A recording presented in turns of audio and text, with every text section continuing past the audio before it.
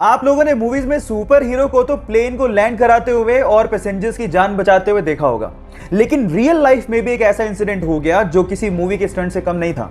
ये बात है 2014 की, जब एक पैसेंजर प्लेन को लैंड करना था, लेकिन जैसे ही पायलट ने टायर्स को खोला तो आगे वाला टायर ढंग से खुला ही नहीं। अब अगर उसी सिचुएशन में वो लैंड करवाता तो पक्का कुछ ना कुछ बड़ा एक्सीडेंट होता। लेकिन इतने में होती है हमारे सुपर हीरो की एंट्री विद पिकअप। वो एक जीप लेके आता है और आगे के टायर को करवाता है लैंड अपनी जीप में, और फिर प्लेन ढंग से लैंड होता है।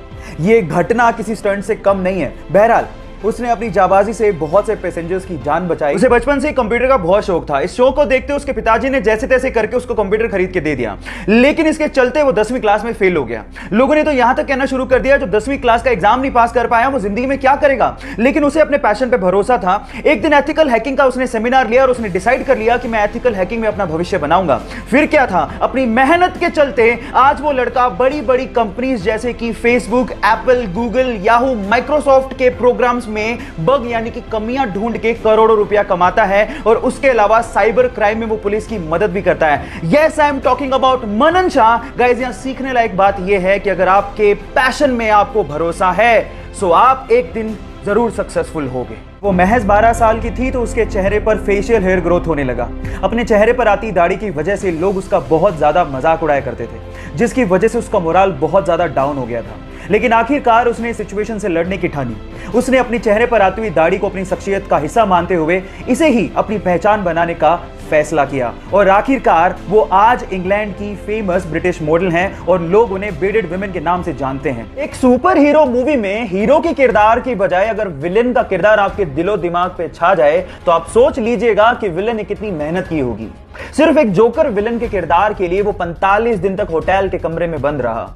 इनफैक्ट उसने जोकर के मेकअप का डिजाइन भी खुद ने किया, और एक मूवी के सीन में उसने हीरो को रियली उसे मारने को कहा ताकि सब कुछ रियल लगे।